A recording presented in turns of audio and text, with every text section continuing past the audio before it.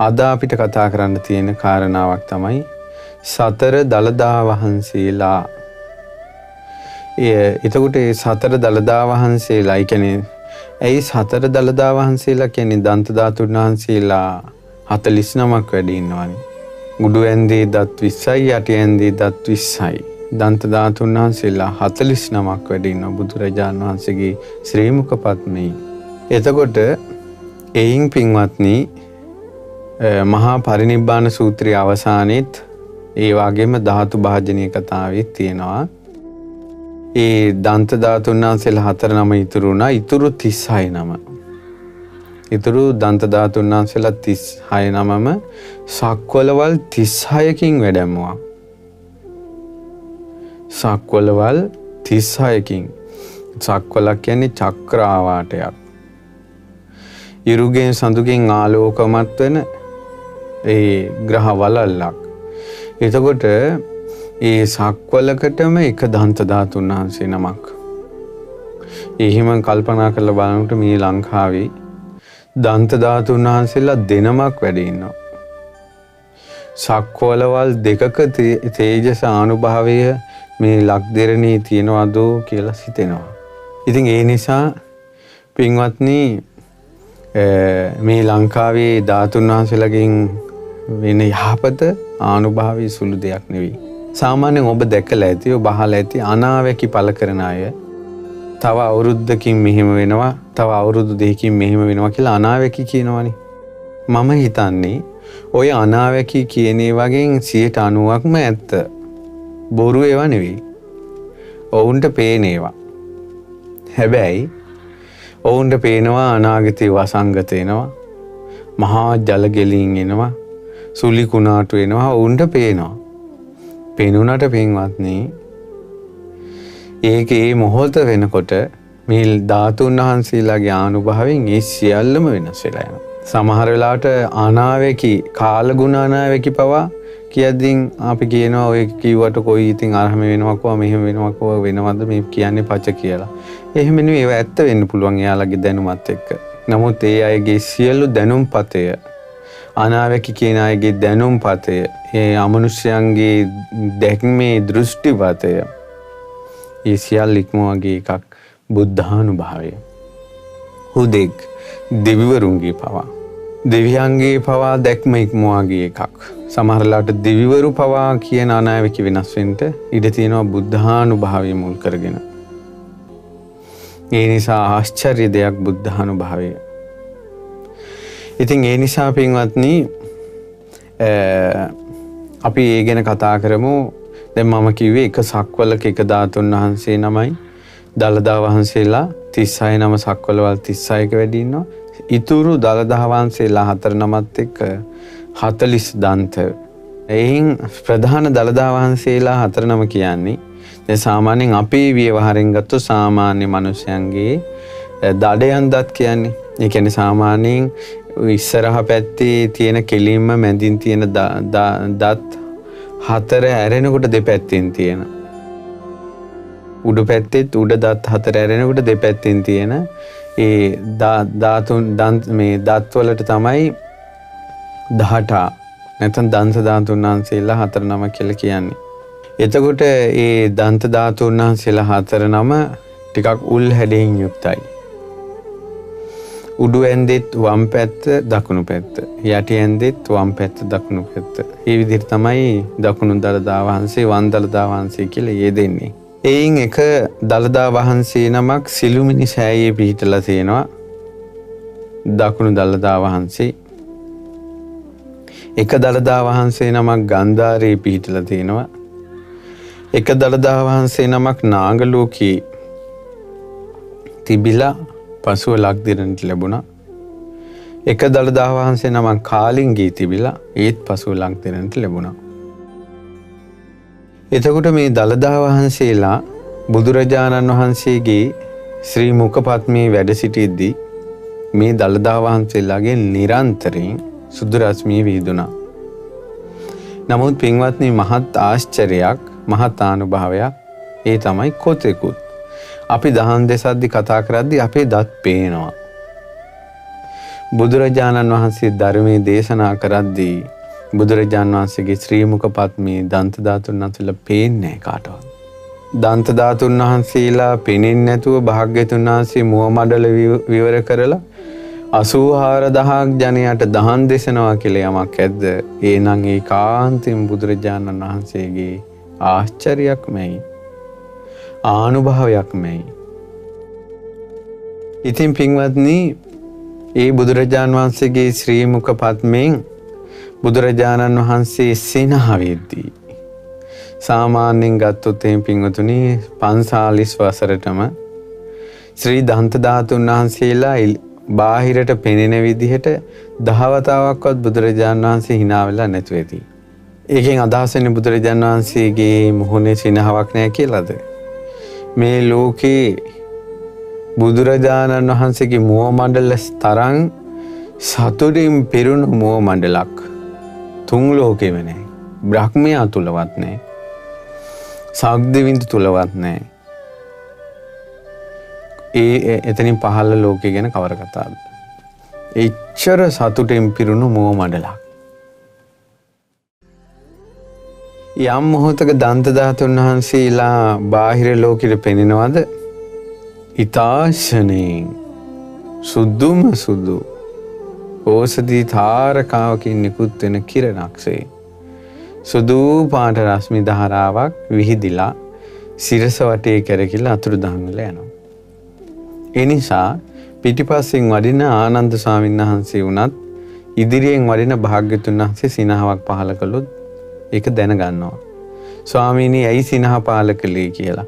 දැන් ওই ගටිකාර කුඹල් කරුවා හිටපු තැන මකාදේව රජුරුවන්ගේ හිටපු උයන ඊළඟට බුදුරජාණන් වහන්සේ අර ඊරියක් පාරයිනේ සිටිනවා දැකලා ඒ වගේ සමහර අවස්ථාවල බුදුරජාණන් වහන්සේ සිනහ පහල කරනකොට අර දන්ත ධාතුන් වහන්සේගෙන් සුදුවන් වූ රශ්මි ධාරාව විහිදී යනවා ජීවමාන කාලේ.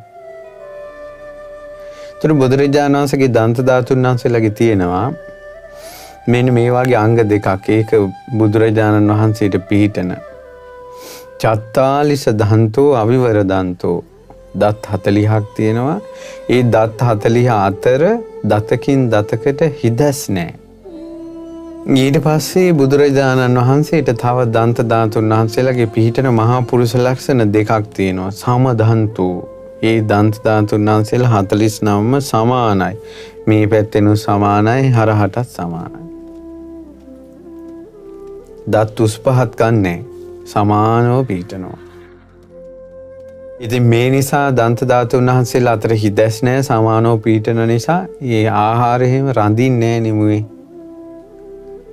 මුඛ පද්මයෙන් බුදුරජාණන් වහන්සේ මෙහෙම එක දෙපාරක් විතරනේ මේ හපන්නේ.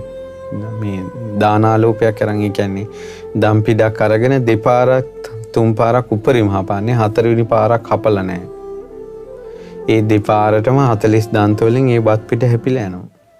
ඒ දබත් පිට ගිල්ල ගමන් ආපහු මුවේ අබෑටයක් තරම්වත් මේ ආහාර අංශුවක් ඉතුරු වෙන්නේ නැහැ. ඒ දන් වළඳනේ භවයේ ආශ්චර්ය. ඊට පස්සේ සුසුක්ක ධාතෝ දන්ත ධාතුන් වහන්සේලා සුදුම සුදු පාටයි. සුදුම සුදු පාටයි. එහෙනම් කුමක්ද පින්වත්නි සමදත් පිහිටන්ට දන්ත ධාතුන් වහන්සේලා සුසුක්ක ධාතෝ සුදෝ සුදු දත් පිහිටන්ට කුමනෝ කර්මයක්ද සංසාරේ කරලා තියෙන්නේ? ඒ තමයි මිත්‍යා ජීවෙන් වැළකීලා සම්මා ජීවෙන් යුක්ත වෙලා. මිත්‍යා ජීව කියන්නේ කිරණ කොට හොර වැඩ කරනවා. මයින කොට හොර වැඩ කරනවා. වේලෙලඳාන් කිරීමේ හොර වැඩ කරනවා. අල්ලස් ගන්නවා. දූෂණ වංචා මිත්‍යා ජීවේ. දාඩිය සෙමින් ජීවත් වෙන්නේ නැහැ. මිත්‍යා ජීවෙන්ම ජීවත් වෙනවා. සසරේවත් මහ බෝධිසත්වෝ මිත්‍යා ජීවෙන් ජීවත් වෙලා නැහැ. ඒ සියලු පින් සමුදාය එකතුව මායා මව කුසෙන් ඉපිද මහ පොළොව සොලවා සත්පියවර වඩින සිද්ධාර්ථ මහ බෝධිසත්වයන් වහන්සේගේ මහා පුරුෂ ලක්ෂණ දෙකක් පිහිටනවා. සමදන්තෝ සුසුක්ක ධාතෝ දත් සමානයි, දත් සුදුම සුදුයි. දැන් මේ අනුව තේරෙන්නේ නැද්ද? තමන්ගේ හිත පිරිසිදු කරගන්න ඕනේ නම් කෙලෙස් කහඩ කෙලෙස් මල දුරින්ම දුරු කරගන්න ඕනේ නම් මේ බුදු ගුණ සිහි කර කර දළදා වහන්සේ වැඳ යුතුයි. දළදා වහන්සේ පිරිවරාගත යුතුයි. දළදා වහන්සේට අනේක ගරු බුහුමන් දැක්විය යුතුයි.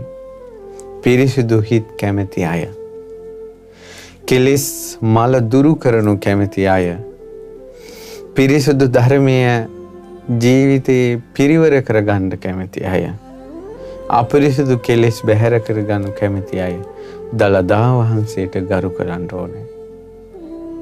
දළදා වහන්සේට ගරු කරන්න ඕනේ. ඒතකොට දළදා වහන්සේගේ ආනුභාවය කිව්වේ එතකොට පුරුෂ ලක්ෂණ 32කින් දන්ත ධාතුන් වහන්සේගේම මහා පුරුෂ ලක්ෂණ 4ක් තියෙනවා. එකක් තමයි 40 දන්තවලට අයිති. අනිත් එක තමයි අවිවර දන්තවලට අයිති. අනිත් එක තමයි සම දන්තවලට අයිති. අනිත් එක තමයි සුදෝ සුදු ධාතුන් වහන්සේලාට අයිති. එතකොට මේ මහා පුරුෂ ලක්ෂණ 4ක් තිබෙන දළදා වහන්සේගේ තමයි 45 වසරක් පුරාවට දේශනා කොට වදාළ ඒ ශ්‍රී මුඛ බුද්ධ වචන ගංගාව ස්පර්ශ වුණේ. බුදුරජාණන් වහන්සේගේ හද මඩලෙන් පැන නැගෙන ලෝකේ ශෝක තැවුල් සංසිඳවන කෙලිස් ගිනි නිවන ඒ අමා දහං ගංගාවෙන් සේදී තිබුණේ කුමක්ද? දළදා වහන්සේලා. අඟුලිමාලයන් දමනය කරන බණපද ඉස්සෙල්ලා ස්පර්ශ වෙන්නේ දළදා වහන්සේගේ. උපතිස්ස කෝලිතයන් මගඵල ලබන දහම ස්පර්ශ වෙන්නේ ඉස්සෙල්ලාම දළදා වහන්සේගේ. මේ ලෝකේ යන්තාක් රහතන් වහන්සේලා බිහි වුණාද? මගඵලලාභින් බිහි වුණාද? ඒ උත්තමයෝ බිහි කරන දහම ඉස්සෙල්ලාම ඒ උත්තමයන්ගේ සිත් තුළට යන්න කලින්, සවම්පතට යන්න කලින් ඉස්සෙල්ලාම ආදරෙන් වැළඳගන්නේ දළදා වහන්සේලා. දළදා වහන්සේලා. අහලා නැද්ද ධම්මචක්ක ප්‍රවර්තන සූත්‍ර දේශනාව කරද්දී දසදහසක් ලෝකව ධාතු කම්පා වූ බව, මිහි මණ්ඩල කම්පා වෙන්න කලින් ඒ බුද්ධ වචනය ආදරින් වැළඳගෙන කම්පා නොවී ඉන්නවා දළදා වහන්සේලා. මහා පොළොවට වෙඩිය තිදවත්. අහලා නැද්ද කාලකාරාම සූත්‍රයේ දේශනා කරද්දී මිහි මණ්ඩල 5 වතාවක් කම්පා වුණා කියලා. ඒ දහම වැළඳගෙන ඉන්නවා, ස්පර්ශ වෙමින් ඉන්නවා දළදා වහන්සේලා අකම්පිතයි. මහා පොළොවට වෙඩිය තිදවත්. අහලා නැද්ද බ්‍රහ්මජාල සූත්‍රයේ දේශනා කරද්දී 62 පාරක් පොළොව කම්පා වුණා කියලා. ඒ දහම දේශනා කරද්දී ඒ දහමෙන් සැනෙහි මුඛ ශ්‍රී මුඛ පත්මේ වැඩ සිටිනවා මල් රේණුසේ දළදා වහන්සේලා අකම්පිතයි. ලෝකේ යන්තාක් දුක්ගිනි නිවනවද, රාග දේශ මොහ සංසිඳවනවද, අපේ හිත්වල ගිනි නිවනවද? ඒ මිහිරි බණපද සෑම බණපදයක්ම සමහර වෙලාවට සමහර තැනක දේශනා කරපු දහමක් ආනන්ද ස්වාමීන් වහන්සේට අහන්න නොලැබෙන්න පුළුවන්. ඒ දළදා වහන්සේ ඒ ධර්මයේ ස්පර්ශ කළා. දෙවියන්ට දෙසූ ධර්මයේ, බ්‍රහ්මයන්ට දෙසූ ධර්මයේ, නාගයන්ට දෙසූ ධර්මයේ, හුදෙක් මාර පිරිසට පවා දෙසූ ධර්මයේ ශ්‍රී දන්ත ධාතුන් වහන්සේ ස්පර්ශ කළා. ආශ්චර්යයි නේද? අద్භූතයි නේද? දළදා වහන්සේ අයිති ධර්මයට. ඔබ මතක නැද්ද ලංකාවට සිරි මේඝවර්ණ රජුරුවන්ගේ කාලේ දළදා වහන්සේ වැඩැම්මුවට පස්සේ වම් දළදා වහන්සේ මහා විහාර භික්ෂූන් තමන්ගේ විහෙරට ඉල්ලුවා. අබේගිරි භික්ෂූන් තමන්ගේ විහෙරට ඉල්ලුවා. ජේතවනාරාම භික්ෂූන් තමන්ගේ විහෙරට ඉල්ලුවා. සංඝයා අතර පොඩි අදහස් හුවමාරුවක් වුණා දළදා වහන්සේ බෙදා ගන්න. ඊට පස්සේ රජතුමා රජතුමා කළේ මනාව පිච්චමල් අතුරන ලද්ද කරත්තයක දළදා වහන්සේ වඩා හිඳවලා අශ්වයන් එහි යොදවා සාරථී නැහැ. රියදුරෙක් නැහැ. ඒ කරත්තේ ළඟ දන ගහලා දන්තධාතුන් වහන්සේ කෙරෙහි දෑත නල්ලේ තබලා ඔබ වහන්සේ සුදුසු තැනට වඩින්න කිව්වා. රියදුරෙක් නැති කරත්තේ යනවා දැන්. අනුරාධපුරේ වටේ පැදකුණු කරලා එක තැනක නතර වුණා. ආශ්චර්යයි පින්වත්නි, ආනුභාවයි. බලන්න දන්තධාතුන් වහන්සේ අයිති මහා විහාරයටද අභයගිරියටද ජේතවනාරාමයටද ධාතුන් වහන්සේ නතර වුණේ මිහිඳු මහරහතන් වහන්සේ 8500ක් මඟපල්ලාභින් බිහි කරවන්නට දහම් දෙසුවා නම් යම්කිසි තැනක ආන්නේ මිහිඳු මහරහතන් වහන්සේ ධර්මයේ දේශනා කරපු තැන තමයි රථේ නතර වුණේ. එහෙනම් මිහිඳු මහරහතන් වහන්සේ ලංකාවට දේශනා කරපු ධර්මයටයි දළදා වහන්සේ අයිති. ඉතින් ඒකයි ඇයි ඒ හේතුව මම කියන්න හැදුවේ ඒ සෑම බණපදයක්ම ස්පර්ශ කළේ දළදා වහන්සේනේ.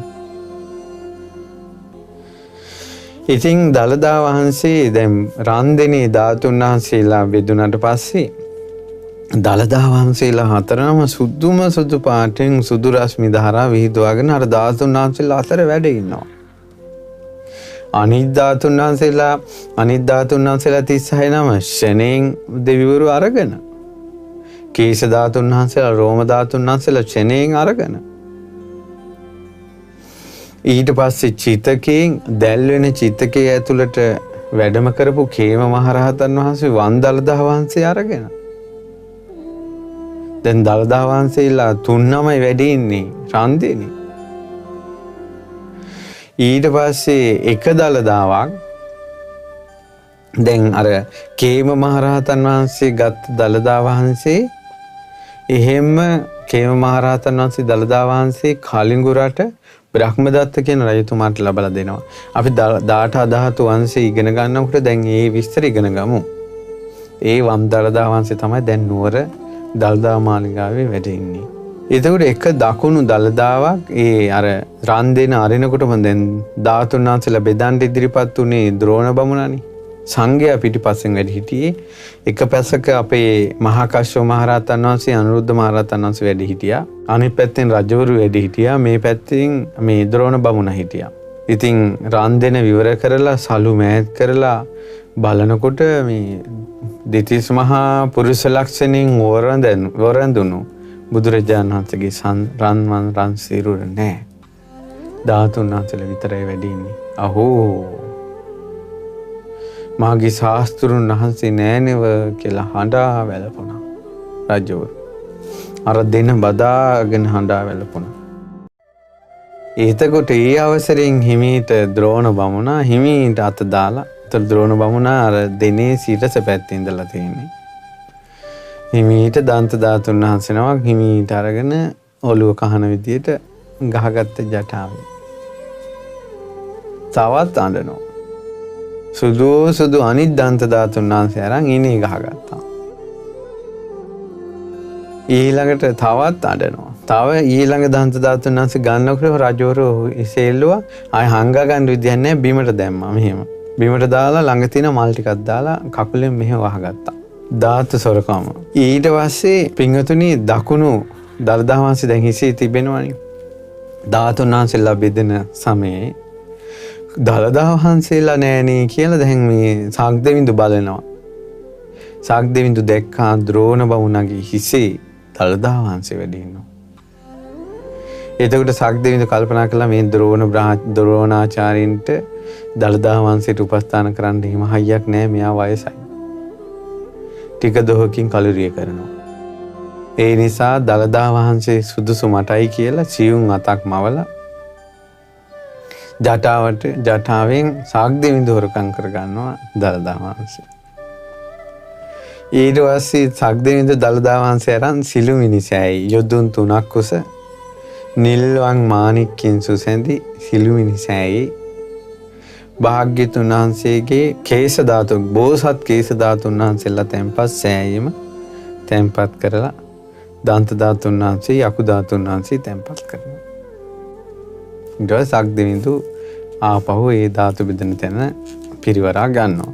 ඊට පස්සේ පින්වතුනි ගන්ධාරයේ එක්තරා පින්වන්ත උපාසකයෙකුට දෙවි කෙනෙක් අනාවැකියක් කිව්වා. අනාගතයේ ලෞතුරා සම්මා සම්බුදුරජාණන් වහන්සේගේ උතුම් දළදා වහන්සේට පූජා සත්කාර සම්මාන කිරීම සහ දළදා වහන්සේ නමක් පරිහරණය කිරීමේ පිනක් උපාසකය නුඹට තිබෙනවා කියලා කිව්වා. ඉතින් මේක මෙයාගේ හිතට ගොඩාක් ආවැදුනා. මෙයා සංසාරේ මම හිතේ දළදා ධාතුන් වහන්සේලා මොන දළදා ධාතුන් වහන්සේලා වෙන්න ඇති. සංසාරයේ තාමත් ඈත බුදුරුන්ගේ කාලේ වැඳලා පුදලා පින් කළා තිනවා මටත් දළදා වහන්සේ නමක් පරිහරණය කරන්න ලැබේවා කියලා. මා ළඟ තියාගෙන ඉන්න ලැබේවා කියලා. ඉතින් ඒ මිනිස්සයාත් අර භාග්‍යතුන් වහන්සේගේ කුසිනාරාවේ පිරිනිවන් කතාවට පිරිනිවන් ආරංචියට ඉක්මනට ආවා. එතකොට ධාතු බෙදෙන සමය. වෙලාව කියන්නේ පිරිස අතරින් එයා ඉදිරියට ඇවිල්ලා ආවෙම අර ද්‍රෝණාචාර්යන් ඉන්න තැනට. ද්‍රෝණාචාර්යන් දළදා වහන්සේ අරන් ඉනේ ගහ ගන්නකොට මේ මිනිසයා මේක දැක්කා. එතන මේ මිනිසයාගේ අර අනාවැකි කතාවකුත් තියෙනවානේ. ඒ නිසා අර දළදා වහන්සේගෙන් පොඩ්ඩක් දැන් සුදු පාට පේනවා ඉනේ. ඒකමනට මෙයා අර දළදා අනිත් ධාතුන් වහන්සේලා බෙදෙන අතරේ මෙයා ඉමීට අත දාලා අර ධාතුන් වහන්සේ ගත්තා. ඒතර පින තියෙන කෙනා කියන්නේ අත දමද්දිමුත් අර ද්‍රෝණාචාර්යින්ට කල්පනාවක් නැහැ ඒක. ද්‍රෝණාචාර්යින් වහන්සේගේ ඉනේ තිබ්බ දළදා වහන්සේ දැන් නැත. එතකොට ඒ දළදා වහන්සේට කුමක් සිදු වුණාද? දැන් ගන්ධාරයට වැඩම කරපු ඒ අපි දැනගත යුතුයි. දැන් දකුණු දළදා වහන්සේ සිළුමිණි සෑයේ වැඩ ඉන්න කතාව ඒ විදිහටම අදටත් තියෙනවා. ගන්ධාර දේශේ නැත්නම් කන්දහාරවල හිංගලනම් ප්‍රදේශයක් ඇති බවත් ඒ වර්තමානයේ සිංග්ලිප් නමින් හැඳින්වන බවත් ටොලමිගේ සිතියමේ එය සිංගල යයි සඳහන් ඇති බවත් සඳහන් වෙනවා. මේ යථෝක්ත දළදා වහන්සේ නිදන් කළ චෛත්‍යය එහි පීඨා ඇතැයි සිතිය හැක කියලා ඉතින් එතුමා ඒ විස්තරය ලියනවා.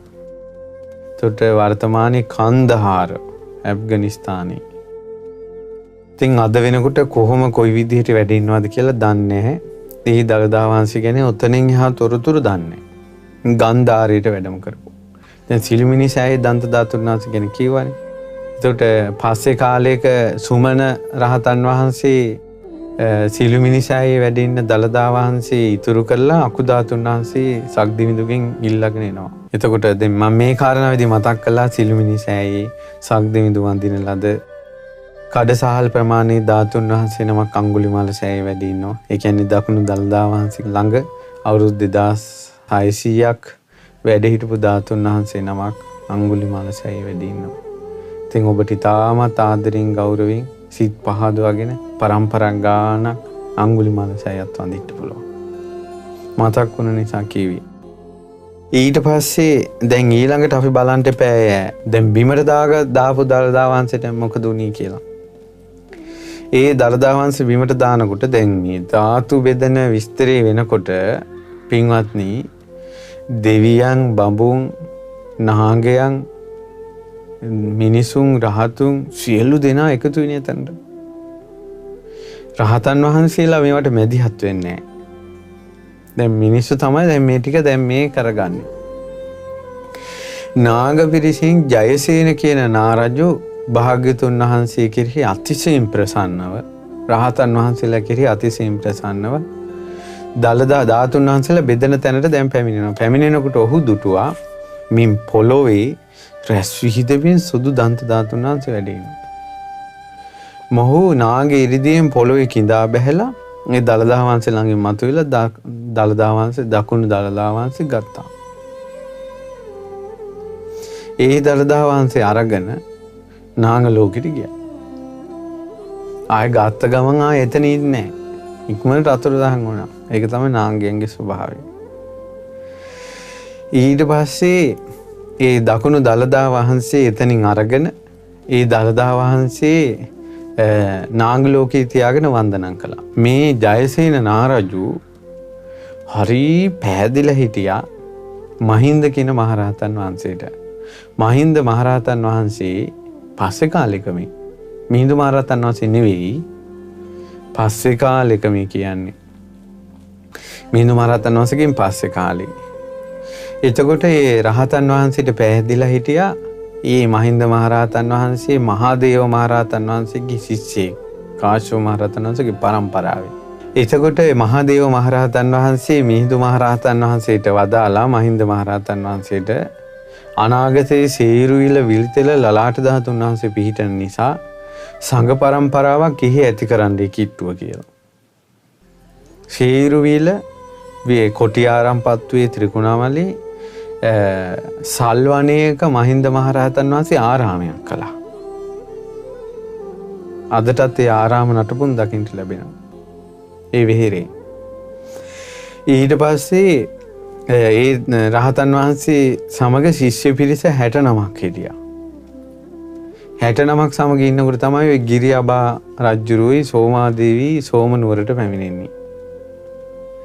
සෝමනුවර ඉඳලා ඒ රජතුමයි දේවියයි දවසක් රහතන් වහන්සේ මුණ ගැහෙන්න පැමිණියා. එතකොට මහා සමය සූත්‍රයෙන් දහම් දෙසුවා. අතිශයින් පැහැදිලා රහතන් වහන්සේගේ පාද පත්මිය ළඟ වැඳ වැටි සිරසින් ඉල්ලා හිටිනවා මේ ආරාමේ විහෙරක් කරන්නක් කියලා. ස්තූපයක් බඳින්න. කැමැති දෙයක් කරන්න කියලා. සොඳුරු ගල් තලාව උඩ ඊතරම් විශාල නැති. ඒ වගේම ඊතරම් පුංචිත් නැති ස්තූපයක් හැදුවා. ස්වාමීනි මේ ස්තූපේ ධාතුන් වහන්සේලා කොහෙන්ද? ඒ ධාතුන් වහන්සේලා ලැබෙන විදිය මම දන්නවා කියෝ. එතකොට මහින්ද මහරහතන් වහන්සේ නිතර වඳිමින් හිටියා දළදා වහන්සේට. ඒ දළදා වහන්සේ ජයසේන නාරජුගෙන් ඉල්ලුවා පුදුමයි මේ ලෝක ඉතිහාසයේටම මෙච්චර මහා සම්පතක් මේ ජයසේන නාරජු අත්හැරියානේ රහතන් වහන්සේට තියෙන ප්‍රසාදයට.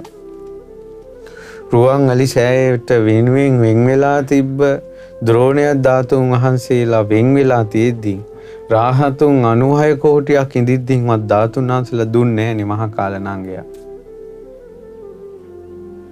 සේරුවිල්ල සෑයට කේස ධාතුන් වහන්සේලා අමාරු වෙන්නේ ගත්තේ. පුදුමයි දළදා වහන්සේ මහින්ද රහතන් වහන්සේට දුන්නානේ. ඊට පස්සේ මහින්ද මහරහතන් වහන්සේ දළදා වහන්සේ ගිරිඅබා රජුණන්ට ලබා දුන්නා. ඒ ගිරිඅබා රජුරෝ ධාතුන් වහන්සේ මහා සරින් තැන්පත් කරලා දකුණු දළදා සෑය මේ ඉදිකලා සෝමාදේවිගේ නමින් සෝමාවතී විහෙර කියලා කුටි 60ක් සහිතව ආරාමේ සල්වණී කළා සීරුවිල විල්තර. මේක තමයි ධාතු වංශයේ සඳහන් වෙන්නේ. කාලිංග දේශයට වැඩපු දළදා වහන්සේගෙන් තමයි දාඨා වංශය. ඊළඟට දළදා සිරිත දළදා පූජාවලිය ඉතින් මේ වගේ ගොඩක් පොත්පත් ලියවුණා දළදා වහන්සේ සම්බන්ධව. මේ ඔක්කොම ලියවුණේ කාලිංග දේශයේ පිහිටි දළදා වහන්සේත් එක්ක. ඒ කාලිංග දේශයේ පිහිටි දළදා වහන්සේ තමයි ලංකාවට වැඩම කරලා දැන් නුවර දළදා මාලිගාවේ වැඩ ඉන්නේ. එහෙනම් වැඩිම වංශ කතාවක්, වැඩිම විස්තර කතාවක්, වැඩිම පූජාවලියක් තියෙන්නේ නුවර දළදා වහන්සේ හා සම්බන්ධව. මහාවංශයේ පුරාවටත් මහාවංශය කියන්නේ විශේෂයෙන් චූල වංශය. ඒ කියන්නේ 37 වෙනි පරිච්ඡේදයෙන් පස්සේ මහාවංශේ පුරා තැනින් තැන රජවරුන්ගේ රාජ්‍යත්වයේ සංකේතයේ විදිහට පාත්‍ර ධාතුන් වහන්සේත් දළදා වංශයේ සැලකුවේ. එතකොට මේ වම් දළදා වහන්සේ තරං චාරිකාවේ වැඩපු ධාතුන් වහන්සේ නම තවත් නෑ තොන් ලොව. ඊතරම් ජනපදයෙන් ජනපදයට, රාජ්‍යයෙන් රාජ්‍යයට, රාජධානියෙන් රාජධානියට වැඩම කරන්නට යෙදුණා. ඒ දළදා වහන්සේ නම් කෙසේ ලබාගත්තේද? ඒ දළදා වහන්සේ ලබාගත්තේ කේම මහරහතන් වහන්සේ බුදුරජාණන් වහන්සේගේ චිතකයේ ඇවිලෙද්දී, ගිනි නිවීතියෙද්දී ඒ ගින්දර අතරින් ඉරිදියෙන් රන් දෙන තුලට වැඩම කරලා රන් දෙන තුලින් වන් දළදා වහන්සේ ගත්තා. උන්වහන්සේට යමක් පේන්න ඇති.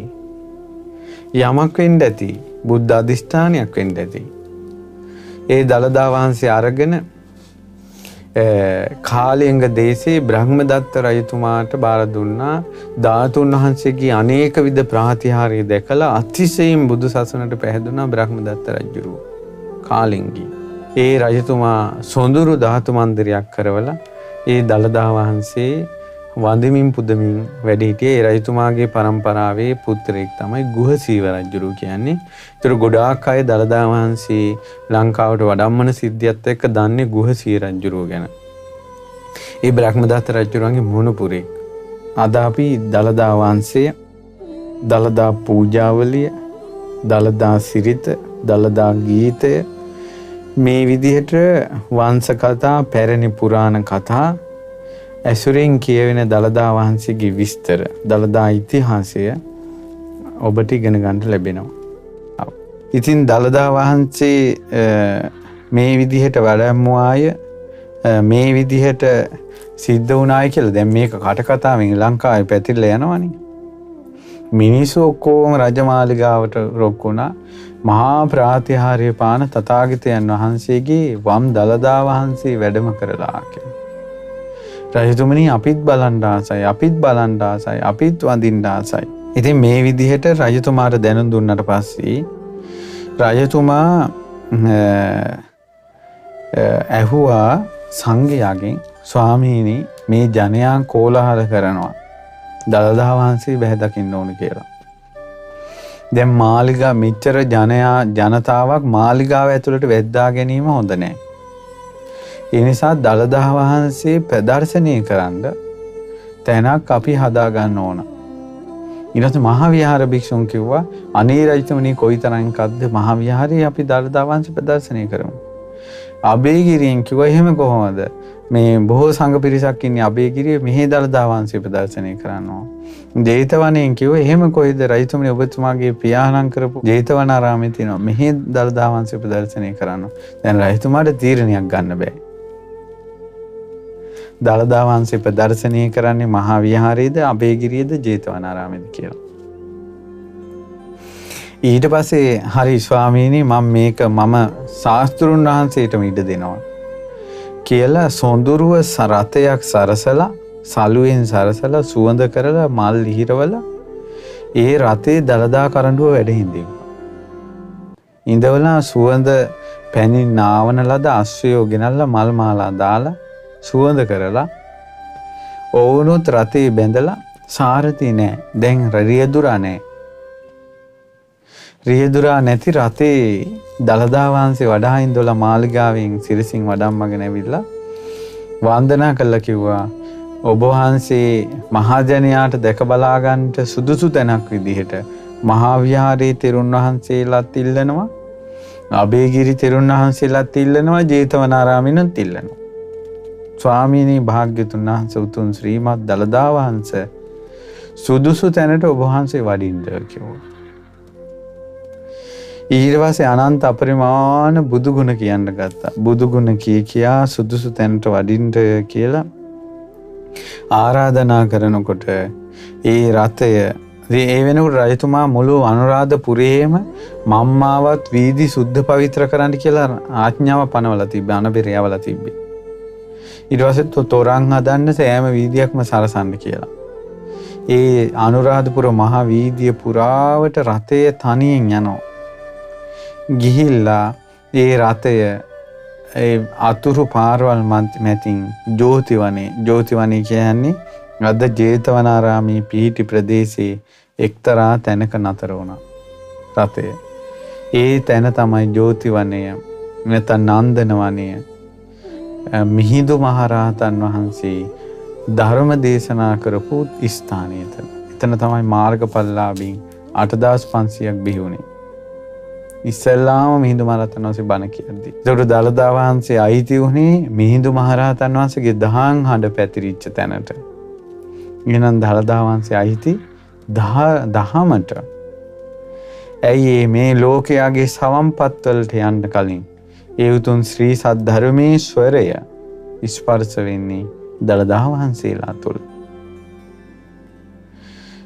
ලක්ෂ සංඛ්‍යාත කෝටි සංඛ්‍යාත දහස් සංඛ්‍යාත ජනී ජනයා දෙවියන් බඹුන් මිනිසුන් පමණක් නෙවෙයි දෙවියන් බඹුන් පවා මගඵල ලබන්නේද ඒ බණපද ඉස්සෙල්ලාම ස්පර්ශ කළේ දළදා වහන්සේලා. ලෝකේ කෙලෙස් ගිනි නිවන රාග දේශ මොහ ගිනි නිවන ඒ උතුම් ධර්මය ස්පර්ශ වුණේ දළදා වහන්සේ තුල. නිසා දළදා වහන්සේ තුල කොච්චර දළදා වහන්සේ ළඟ ගුණ කියමින් වඳින්න පුදන්න කොච්චර අවස්ථාවක් තියෙනවද? දළදා වහන්සේ ළඟට ගිහිල්ලා දැන් සමහරවිට දළදා මාලිගාවට ගිහිල්ලා වැඳගෙන ඔහේ මිනිස්සු යනවා. ඒතර මිනිස්සුන්ට ඇත්තටම බලන්න තියෙන දෙයක් වගේ. ඒතර මොහොතක් අයිනකට වෙලා දළදා වහන්සේගේ අනන්ත ගුණ අනේ මේ ලෝකේ රාගය යමෙක් දුරු කරගත්තා නම් රාගය දුරු කරන දහම ස්පර්ශුනේ දළදා වහන්සේ තුලයි. දළදා වහන්සේට নমස්කාර වේවා. මේ ලෝකයේ මිනිස්සු ද්වේෂ ගිනි නිවා ගත්තා නම් ඒ ධර්මයේ බුදුමුවෙන් පිට වෙනකොට ඉස්සල්ලාම ස්පර්ශුනේ දළදා වහන්සේ තුලයි. දළදා වහන්සේට নমස්කාර වේවා. මේ ලෝකේ මෝහය නැති කරන ඒ උතුම් ධර්මයේ බුදුමුවෙන් පිට වෙද්දී ඉස්සල්ලාම ස්පර්ශුනේ දළදා වහන්සේ තුලයි. දළදා වහන්සේට নমස්කාර වේවා. අවිද්‍ය අන්ධකාරය දුරු කරන ප්‍රඥා ලෝකේ පහළ කරවන ධාං රශ්මිය විහිදුනේ බුදුමුවෙන් ඉස්සල්ලාම ස්පර්ශුනේ දළදා වහන්සේට. දළදා වහන්සේ ඉස්සල්ලාම එළිය වුණේ. ස්වාමීනි දළදා වහන්සේට নমස්කාර වේවා. ඔය විදිහට දළදා වඳින එකක් අද තියනවාද? අද එහෙම දළදා වෙන්දිලා ලස්සනට බුදුගුණ බුද්ධ චරිතය සිහි කරලා එදා පස්වග භික්ෂුන් වහන්සේලාට ධම්මචක්කපවර්තන සූත්‍ර දේශනාව දේශනා කරද්දී ආහා පුරා කියලා සංගරුවන මේ ලෝකේ පහළ වෙද්දී මඟපල්ලාභී පහළ වෙද්දී ඒ මිහිරි ධර්මස්වරය ස්පර්ශ වුණේ දළදා වහන්සේගේ නෙව. අනාත්ම ලක්ෂණ සූත්‍රයේ දේශනා කරද්දී දඹදිව බාරාණසි ඉසිපතනේදී මේ මිහි මණ්ඩලේ රහතුන් බිහි කරපු ඒ උතුම් ධර්මය ඉස්සල්ලාම ස්පර්ශුනේ දළදා වහන්සේ තුල. নমස්කාර වේවා. සුනීත සෝපාක ආදී අසරණියන් පටාචාරා ආදී අසරණියන් අඟුලිමාල ආදී සොරුන් දමනය වී ගෞතම බුදු සසුනේ සාන්ත සංවර නිකලෙස් මුනිවරු බවට පත් වුණේ මේ මිහිරි ධර්මය නිසා. ඒ ධර්මයේ ස්පර්ශ වුණේ ඉස්සල්ලාම ඔවුන්ගේ සම්පත් වලට යන්නත් කලින්.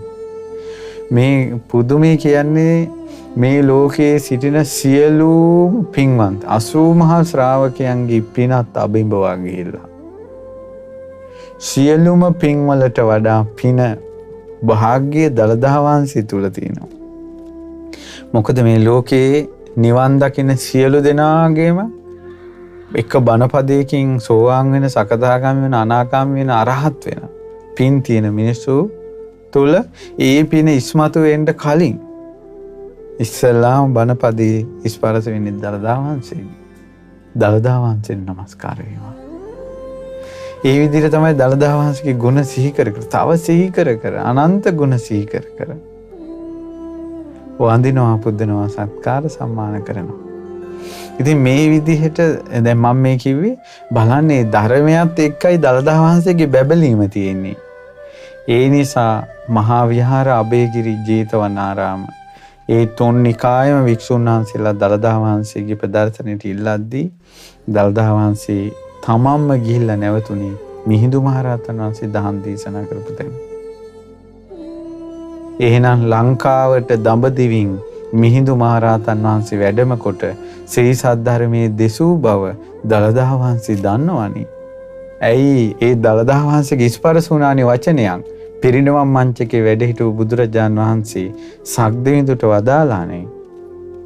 දේවේන්ද්‍රය අනාගතයේ ශ්‍රී සද්ධර්මයේ පිහිටන්නේ ලංකා ධරණිතලයයි.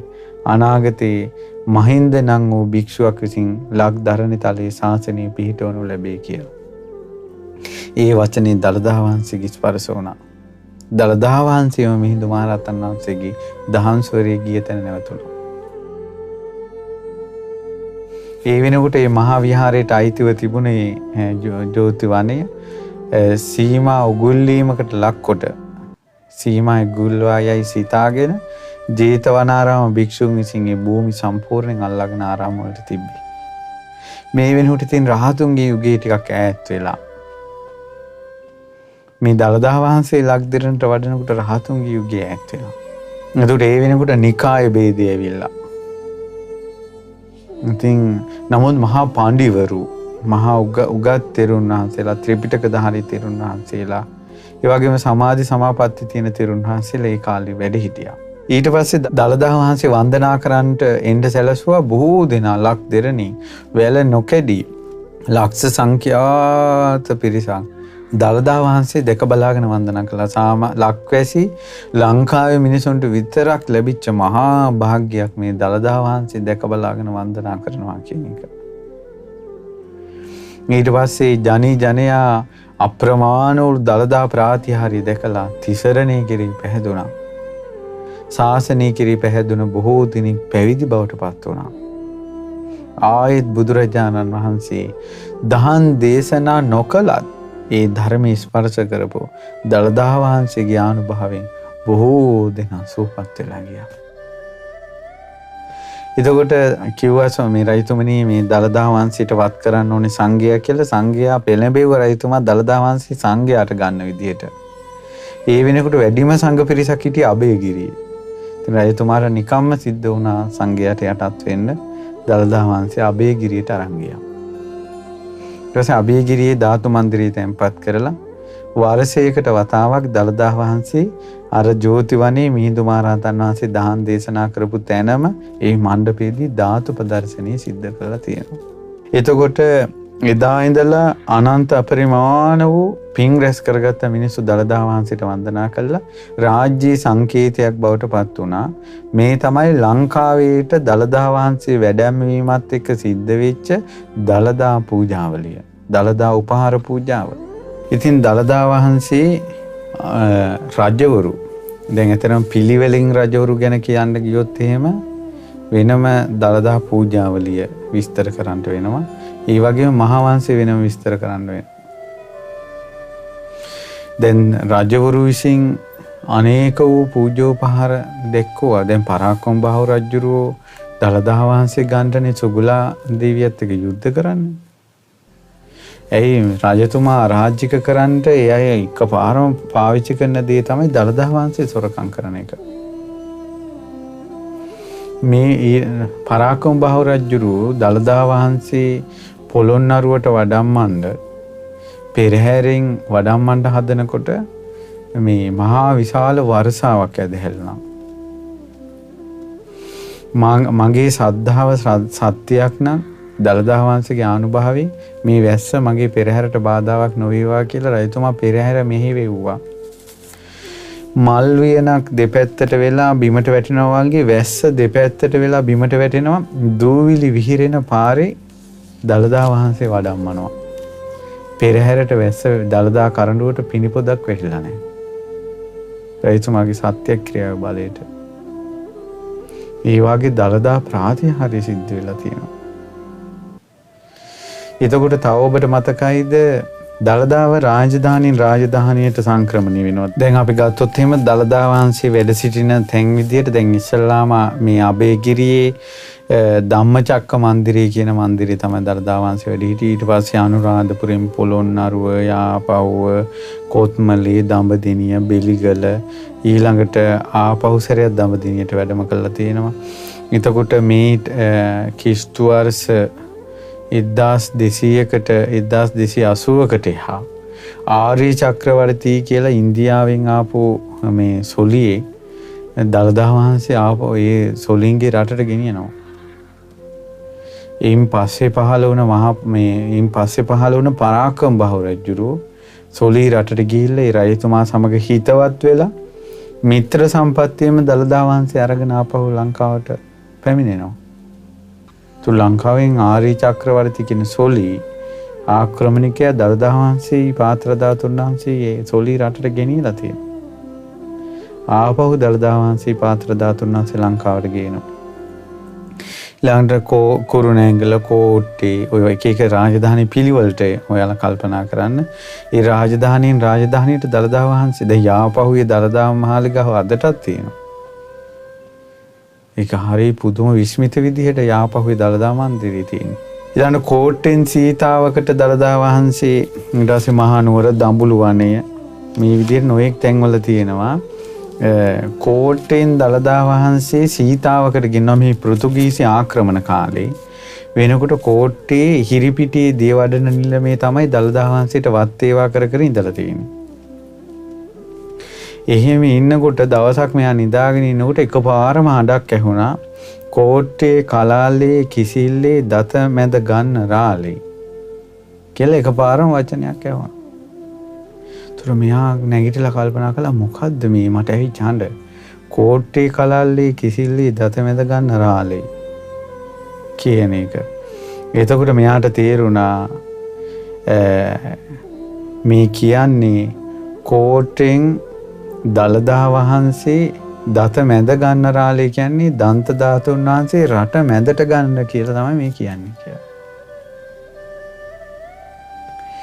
එතකොට මෙයා කොච්චර නුවණක්කාරයිද කියනවා නම් මොහොතක් ප්‍රමාද වුණේ නැහැ.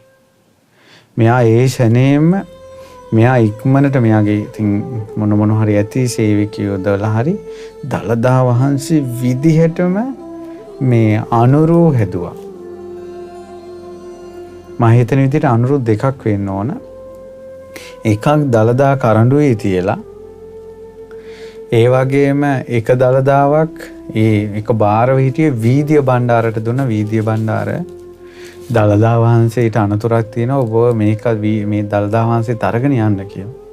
ඒතර වීදිය බණ්ඩාර දන්නේ නැහැ අතේ තියෙන අනුරුවක් කියලා. ඊට පස්සේ මේන් සීතාවක කියන්නේ හැලියගොඩ රත්නපුර පැත්තනේ. ඒකට ඒ පැත්තට මෙයා සංඝයාත් මුල් කරගෙන දළදා වහන්සේ අරගෙන එනවා රැහැම. ඊට පස්සේ අරගෙන ඇවිල්ලා සීතාවක මේ විහාරයට ගිහිල්ලා සංඝයාගේ ඇසුරින් මායාදුන්නි රජතුමාට දෙනවා. එතකොට මේ සිද්ධි තව තියෙනවා දැන් මේ එතකොට තමයි දෙල්ගමුවට දළදා වහන්සේ වඩම්මන්නේ. එතකොට මේ අතර දැන් වීදිය බණ්ඩාර මේ ධාතුන් වහන්සේ දැන් අනුරුව අරගෙන දැන් වීදිය බණ්ඩාර දන්නෙත් නැහැ මේ දළදා අනුරුවක් කියලා. ආරක්ෂාවට මේ ඔක්කොම කරන්නේ. එතකොට කරඬුවේ දළදා වහන්සේ වැඩි ඉන්නවා. හැබැයි ඇත්ත දළදා වහන්සේ නෙමෙයි අනුරුවා. ඇත්තට දළදා වහන්සේ කෝට්ටෙන් සීතාවකට වඩම්මනවා. ඊට පස්සේ සීතාව කියන්නේ රත්නපුර හැලියගොඩ දෙල්ගමුවට දැන් වඩම්මන කතාව මේ. ඒතකොට වීදිය බණ්ඩාර දළදා වහන්සේ කියලා අනුරුව අරගෙන යනවා යාපනයට. යාපනයේ හිටපු දමිළ රජුරුවත් එක්ක හිතවත් වෙලා දමිළ රජුරුව කියනවා මේ එහෙනම් එන්න කෝවිලේ පූජාවක් තියෙනවා කියලා. දැන් ඔය යාපනයේ තියෙන කෝවිලකට එන්න කියලා. ඊට පස්සේ මෙයා ඉතින් මෙයාගේ මේ වීදිය බණ්ඩාරගේ පුතයි ඒ දෙදෙනා මේ දළදා වහන්සේත් අරගෙන දැන් මේ වීදිය බණ්ඩාර කොච්චරද කියනවනම් අතේම තමයි දළදා වහන්සේ තියාගෙන හිටියේ. ඊට පස්සේ කෝවිලට යනකොට මෙයාලා ගිය ගම වට කළා යුද්ධ කළා. යුද්ධ කරලා මෙයා අවසානයේ මේ දෙමළුන්ගේ අතින් මැරුණා. මැරිලා මෙයා මෙහෙම කරගෙන ඉන්නවම ඒ දෙමළු බල්ලා තිනවා මේ අත කිසිම ඒ දෙමළ සේනාවේ කිසිම කෙනෙකුට පුළුවන් වෙලා නැහැ අතේ ඇඟිලි ටික දිගාරින්න. දළදා වහන්සේ අතේ තියාගෙන තමයි යුද්ධ කළා තියෙන්නේ. හැබැයි මේ අනුරුවා. ඒතර කොච්චර මගේ කියන හැඟීමද කියලා බලන්න. රකින්න ඕන හැඟීම කිසිම දෙමළ සේනාවේ එක්කෙනෙකුට ඇඟිලි දිගාරින්න බෑ. අවසානයේ ආයුධ ගෙනල්ලා ඇඟිලි කපා තමයි අනුරුව අරන් තියෙන්නේ. ඔන්න වීදිය බණ්ඩාරගෙන් දළදාව ගත්තා කියලා ඒ අය ගෙනල්ලා එක්කම කරඬුවක දාලා එයාලගේ තැන තියාගෙන හිටියා. එහෙම තියාගෙන ඉන්න අතරේ ඒ කාලවකවානුවේම පෘතුගීසින් යාපනය ආක්‍රමණය කළා. දෙමළ රජුරෝ මරලා වීදිය බණ්ඩාරගේ වස්තුව ගත්තා. ගත්ත ගමන් එයාලට කරඬුවක දළදාව දීපා. මෙයාලා මේ කරන් මේ පෘතුගීසින්ගේ රටට යවුවා. දැන් ලෝකේ පණිවිඩය යවුවා දළදාව ඒ රටට ගෙනිච්චා කියලා. එයාලා ඒක කුඩු කළා විනාශ කළා. නමුත් ඒක අනුරුවක්. වෙන රටවල් වලින් නොයෙක් වස්තුව දෙන්නම් කියලා ඉල්ලලා තියෙනවා. නමුත් ඒ අය තරහට ඒක විනාශ කළා. නමුත් අනුරුවක්. බලන්න අනුරුත් එක වෙච්ච දේවල්. ඊළඟට දළදා වහන්සේ එහෙම වඩම්මලා ඊට පස්සේ ඒ අතර සංඝයා මේක උරතලයේ තියාගෙන කැලේ හැංගිලා ඉඳලා තියෙනවා. එක තෙරුන් වහන්සේ නමක් මේ බෙල්ල හරවන්න නැතුවම ඉන්නවනේ දළදා වහන්සේ කරේ තියාගෙන. බෙල්ල හරවන්න බැරුව. ඊට පස්සේ දළදා වහන්සේ හොයාගන්නෙත් මිනිස්සු කියනවා උරේ හිස හරවන්න නැති හාමුදුර නමක් ඉන්නවා කියලා. ඒ අනුසාරයෙන් තමයි දළදා වහන්සේ හොයාගන්නේ හාමුදුරන්ගෙන්. කොහොම හරි මේ දෙල්ගමුව රත්නපුරේ කුරුවිට ඒ පැත්තේ දෙල්ගමුවට දළදා වහන්සේ වඩම්මලා දළදා වහන්සේගේ ආරක්ෂාවට කුරහංගලක තමයි සංගවන්නේ. විශාල කුරහංගලක.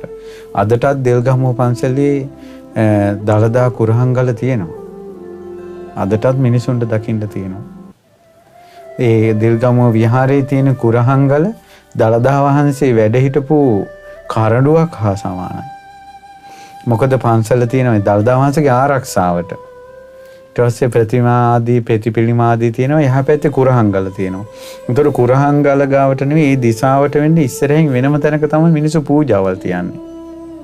ඒතකොට කෙනෙකුට ආක්‍රමණිකයෙකුට එකපාරම දළදා වහන්සේ තියෙන කොතනද කියලා හොයාගන්න බෑ. අවුරුදු 40 ගාණක් මේ කුරහංගලේ ධාතුන් වහන්සේ වැඩ හිටියා. අදටත් ඒ කුරහංගල තියෙනවා. භාග්‍යතුන් වහන්සේ වැඩ හිටපු ආසනයක් හා සමානයි කුරහංගල. අවුරුදු 40 ගාණක් කියන්නේ.